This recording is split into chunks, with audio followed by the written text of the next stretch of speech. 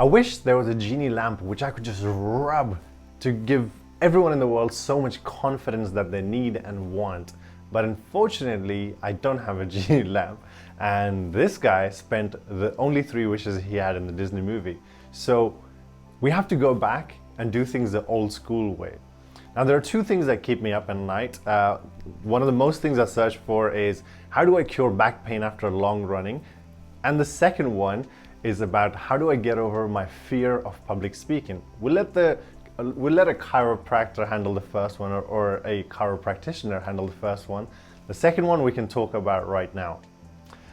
The first time I was asked to do a grammarian role in my club. Now, grammarian is someone who stands at the front of the club and observes or reports back after having observed the good use of language. One big problem: English is not my first language, so I'm having to stand at the front of the room and report back on how everyone did in the room. And to add to my fears, there was a journalist who worked for a newspaper and also a publisher present in the room. And I think the fear for me was that I didn't want to be caught out. I didn't want these people to think that I was less educated than I was. But when I was called on stage, I stood up, I turned around, and there's a room full of people staring at me. I froze. I couldn't get my words out, and I didn't know what to say in that moment. Luckily for me, my mentor was present in the room, and the room was really encouraging. So nothing bad happened.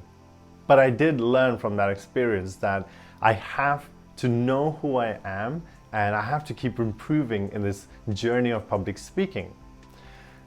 Years later, and having seen hundreds of people gone through this public speaking journey, there is one thing I can tell you, that is, it's possible to overcome your public speaking journey. To overcome your journey, it is possible to become a much better speaker in public speaking. And in this video, I'm going to share with you 3 tips on what to do before you even get started on public speaking, how to get started in public speaking, and how to keep up the momentum once you get started, so everything you've learned and built, you can keep going down that route. Before you even get started, the first one is fully accepting yourself for who you are. TED Talks is a great example of people that have come from all different walks of life, different ages, different heights. So maybe there's a feature that you don't quite like about yourself. Whatever it is, you have to fully accept yourself and know that you've been given this body and this height and this weight that no one else can have. Only you can carry yourself in your body. And the sooner you accept yourself, the sooner you can look and become comfortable on stage. I wanted to look like someone else when I was speaking, but unfortunately the reality of the matter is I can't just press a switch and become someone else, so I had to just accept who I was. The second thing is, find an entryway to public speaking. There are so many disciplines in public speaking that it can get overwhelming to focus on stagecraft, humor, your volume, your eye contact. But maybe there's something that you already do which you're really good at. Maybe you're the funniest person you know. And if that's the case, just be funny. Eat the dessert first. Life is too short. Do what you're already good at, and you can slowly build on top of that. The third and the last thing is, do just a little bit at a time. Public speaking, learning the theory of public speaking doesn't take that long, but practicing public speaking and improving in front of the audience does take a little bit of time. So do just a little bit at a time, and you can isolate and tweak one thing until you've mastered it, then you move on to the next thing, and then you move on to the next thing.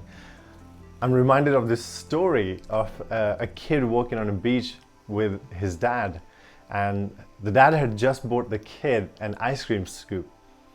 And after walking a few yards, the kid dropped the ice cream. And they went back to the vendor, and the vendor looked at the crying kid and said, "Hey, don't worry about it. Let me double up. Let me give him 2 scoops." And the dad said no. Now, before you call child cruelty helpline, I just want to say that there is a moral to the story. And the moral to the story is that the dad didn't want the kid to have 2 scoops when he can't even handle 1. So he said, "Give my son 1 scoop again. He has to learn to walk with 1 scoop. before he can be given 2 scoops. So that's a bit like how life treats us. You have to learn to walk with 1 scoop, learn 1 skill at a time, and when you're ready, you can have 2 scoops and 3 and 4, and before you know it, you can have a big ice cream full of scoops. Now, who doesn't like the sound of that? In my experience, the people that really made the best out of this journey through public speaking are the people that kept sharpening their saw. The people that didn't just come in for a quick fix, got 1 tool and got out. These are the people that kept at it. They kept going at it and made the most of their journey. Just to recap, the main points are you have to fully accept yourself. I don't care who you are, where you come from, how much you weigh, how tall you are. You have to accept who you are, your body, the gifts that were given to you when you were born. You have to own this stuff. The second thing is you just have to find an entry point. Instead of being overwhelmed by the whole thing, find an entry point, a doorway you can open and say, you know what, I'm already good at this, so I'm going to double down on this before I go to the next thing. And the last thing is take it 1 step at a time, build on top of your successes, 1 scoop at a time. I hope you enjoyed this video. Make sure you leave me a comment if any of these tools resonate with you. I always love hearing your feedback, and make sure you subscribe to this channel so you can get the videos before anyone else. I'll see you in the next video. Ciao.